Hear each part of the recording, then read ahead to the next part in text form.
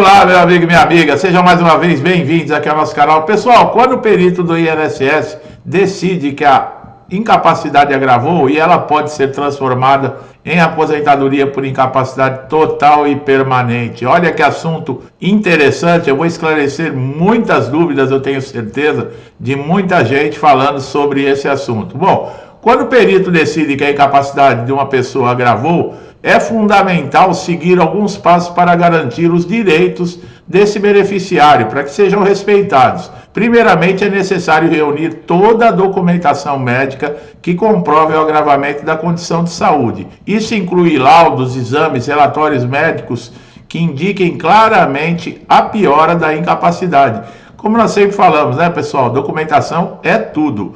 Com esses documentos em mãos, o beneficiário ou o representante legal ele deve agendar uma perícia junto ao INSS e no caso, né, do benefício ser, por exemplo, de incapacidade temporária, vai precisar de uma avaliação do perito para ele confirmar se ela é temporária ou se ela é permanente.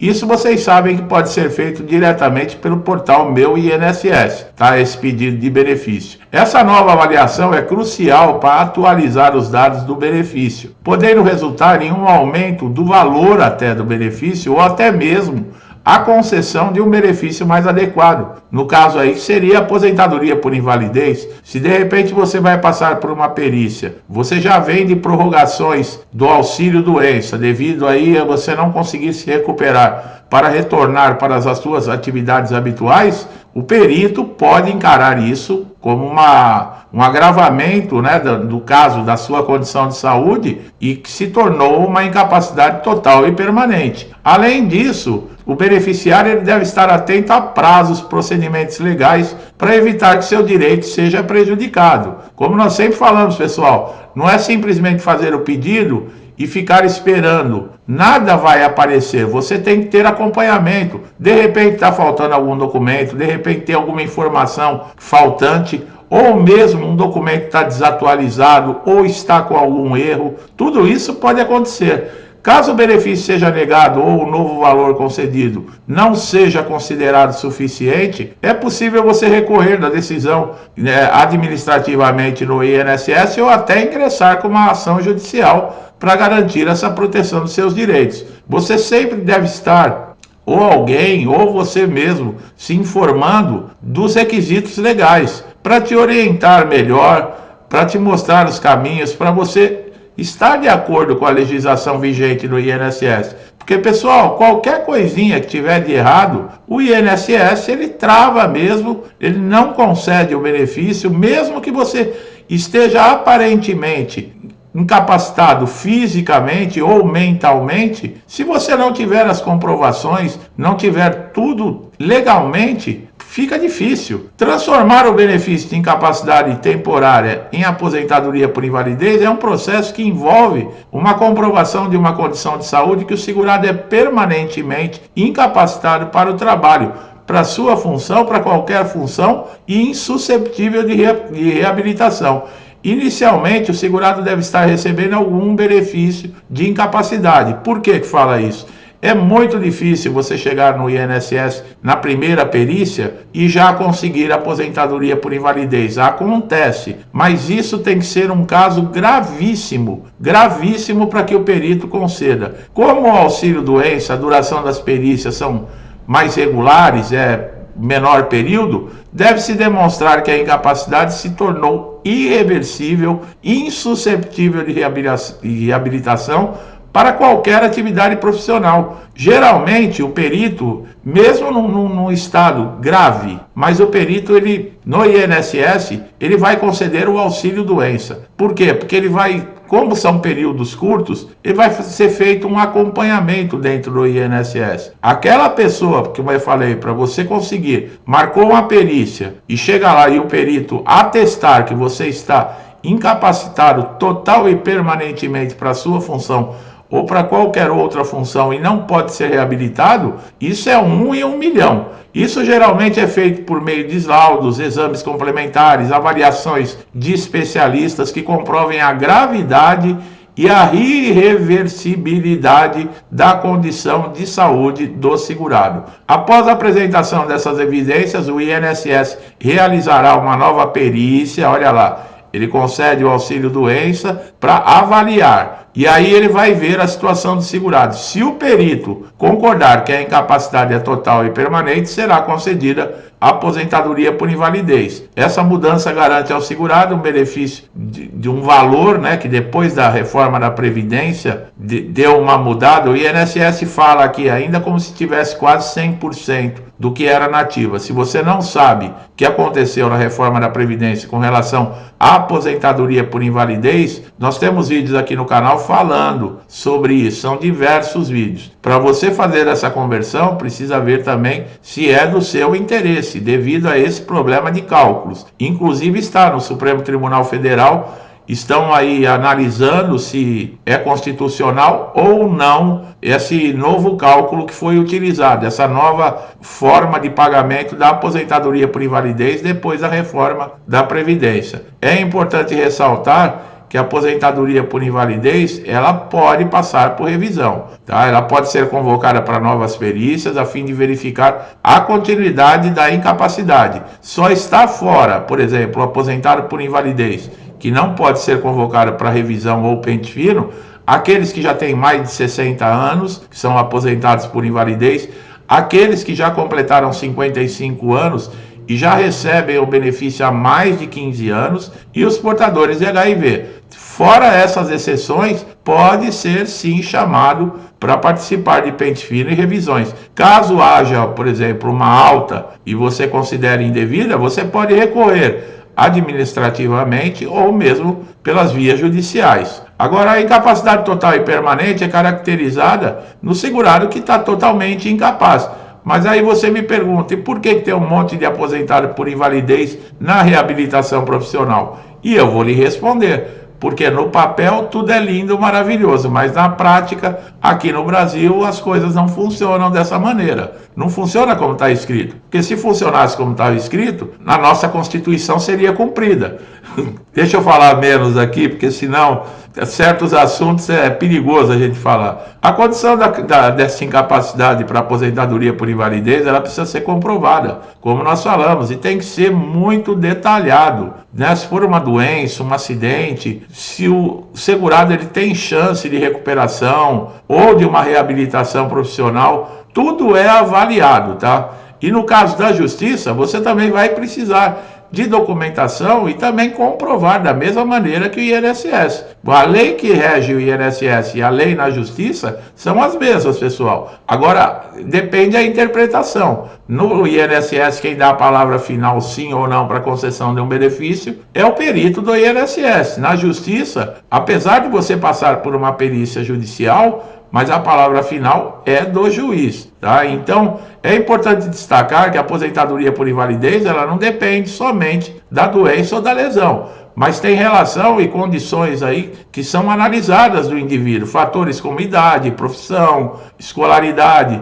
Assim, o conceito de incapacidade relativo é avaliado caso a caso para garantir a proteção social que seja dirigida adequadamente a quem realmente não tem condições de trabalhar. Para comprovar a incapacidade total e permanente perante ao perito, você precisa da documentação médica, ser claro, objetivo, estar de acordo com o que você fala e o que está na documentação que você está apresentando. Se o perito pedir exames complementares, é necessário que você faça esses exames com especialistas, trazendo relatórios. Infelizmente funciona assim, pessoal. Esses documentos eles devem demonstrar claramente a condição de saúde do segurado para realização de qualquer tipo de atividade laboral e que ele está sem condições. Esses sintomas devem ser objetivos, devem ser limitados e causados numa condição explícita que o segurado está sem condições. Durante a perícia é importante você responder com sinceridade, clareza às perguntas do perito, fornecendo detalhes sobre a condição que impacta a sua vida e a capacidade de você fazer as suas tarefas cotidianas. É recomendável também, no caso, se você tiver testemunhas, familiares, amigos, que possam relatar essas dificuldades enfrentadas devido à sua condição de saúde. A consistência de relatos pessoais, documentação médica é crucial para você convencer o perito. Não basta só a documentação, não basta isso. Testemunhas é muito difícil, mas é bom se pedirem. No caso aí, por exemplo, o INSS, se você tiver uma testemunha e você gostaria que essa pessoa participasse com você no momento da perícia, é possível você fazer uma solicitação através do portal Meu INSS pedindo ao perito que libere um acompanhante no momento da perícia. Mas já vou te antecipar. Muito difícil o perito do INSS ele liberar, tá, pessoal? Em alguns casos, o segurado que sentir que a perícia não refletiu adequadamente a sua condição, ele pode recorrer administrativamente pedindo uma segunda avaliação, uma segunda opinião. A aposentadoria por invalidez, antigamente, era o nome, agora é chamada de benefício de incapacidade total e permanente. Eu estou falando porque tem gente aqui que me corrige. Não chama mais auxílio doença, agora é incapacidade temporária. Mas nós já estamos tão acostumados a falar auxílio doença, aposentadoria por invalidez, e não muda, tá, pessoal? O nome não muda nada. O que tem que mudar é os requisitos. O que tem que mudar é a maneira que é feita a perícia, essa avaliação.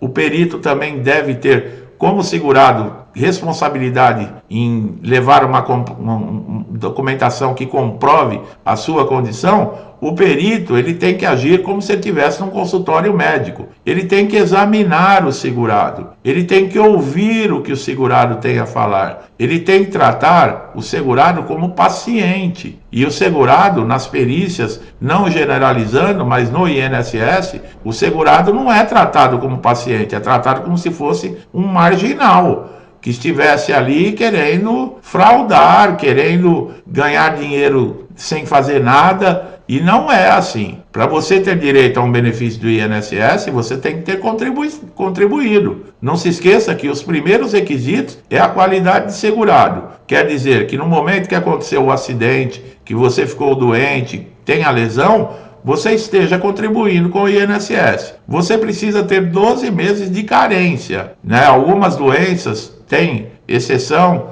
também tem outros vídeos, mas aqui sobre o assunto. Quer dizer, esses são requisitos, os primeiros, para você ter direito. Ou então você está no período de graça, que quer dizer, você foi mandado embora da empresa, mas você tem um número de contribuições que pode te garantir ainda, mesmo desempregado, de 12 a 36 meses. Qualquer coisa que acontecer com você, você ter direito a um benefício do INSS. Quer dizer, então já cai por terra. Quem vai na frente de um perito não está ali para fraudar, não está ali porque é bandido, porque está querendo levar vantagem. Não, está ali porque pagou e tem direito a um benefício numa situação como essa. Porque se não for assim, não teria o porquê. Todo trabalhador, desde o seu primeiro registro em carteira, pagar o INSS. Não teria porquê. Agora, as dificuldades que são colocadas para esse segurado conseguir um benefício são absurdas e muitas vezes vai contra o que diz a lei. Quer dizer, existe lá o estatuto, existem normas, existem diretrizes, mas também existe lei e ela deve ser cumprida. Alguém tem que avisar o INSS em alguns casos, né? Porque parece que não funciona bem assim. Tá bom, meu amigo e minha amiga que estão chegando aqui a primeira vez, eu espero que esse vídeo tenha tirado dúvidas, tenha esclarecido. O conhecimento eu tenho certeza que vai ser importante, que a partir de hoje, você que está numa situação como essa, que quer, por exemplo, transformar o seu auxílio-doença em aposentadoria por invalidez, já vai procurar saber com relação a cálculo, se vale a pena, quais são as vantagens do auxílio-doença, quais são as desvantagens da aposentadoria por invalidez. Tem que pesar na balança, nada de precipitação. Gostou do nosso vídeo? Não deixe de dar um like, se inscrever no canal, ativar o sininho de notificação para sempre estar recebendo nossos conteúdos em primeira mão, estar sempre atualizado. De repente, as informações que nós vamos trazer num vídeo aqui é a que você precisa para resolver algum problema. Por isso, você se inscrever e ativar o sininho de notificação é essencial para você receber esses nossos conteúdos. Não deixe de fazer, faça agora.